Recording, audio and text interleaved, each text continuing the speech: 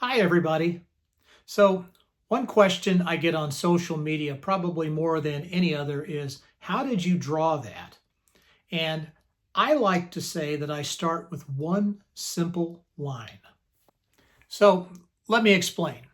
First off, I'm right hand dominant. So, I begin to look at the left hand margin and I look for a line in my composition that runs from one side of the page to the other. And often that line is the horizontal edge that separates positive from negative shapes. My sketches tend to begin with the most general information. You see, I want to establish a rough silhouette first.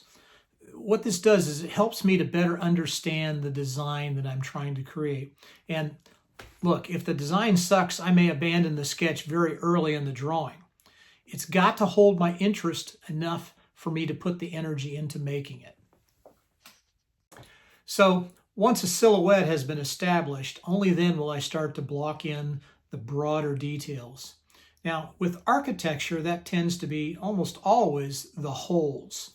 And what I mean by a hole is the windows, the doorways, archways, things like that. Those are the things that start to make the shape take on some sort of visual meaning to me. In the meantime, while I'm looking for those details, I'm always keenly aware of simplicity because too much stuff gets to be distracting to me. So I start to look for stuff to leave out. Up until this point in a sketch, I've been concentrating on the middle ground, and that tends to be where the main area of interest lies in my drawings. With the middle ground established, though, it's important to draft a few background details. And background, for me, tends to be a tool I use to both ground the image as well as to create spatial contrast. My illustrations rely pretty heavily on the two-dimensional nature of line and shape. Now, I don't mind the lines overlapping and allowing other parts of the drawing to show through. I, in fact, kind of like that. This is also the point in a sketch when I will add elements into the foreground to enhance this illusion of space.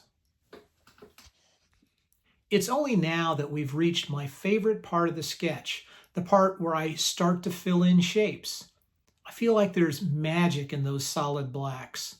The drawing almost immediately takes on a brand new look. And I really do love the challenge of figuring out which areas work best being filled with black and which areas remain that pure, pristine white of the paper. And well, here we are. Just a few more flourishes here and there, a few more fills of black, and then I'm going to leave it alone.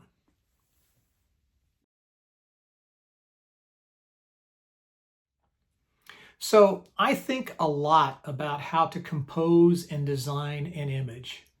Image composition can be especially challenging when you're drawing on site. For instance, where do you start? What do you leave in and what do you crop out? It's very easy to get overwhelmed by all the stuff in front of you. Now, I have learned to improve my chances of generating a holistic design by starting with one single simple line. This tactic is deceptively simple, and with practice, it's almost like blind contour drawing.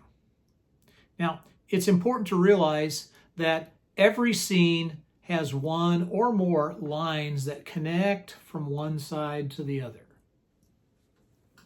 That there are horizontal lines that exist is abundantly true in outdoor scenes where it's easy to see the boundary between the sky and everything else.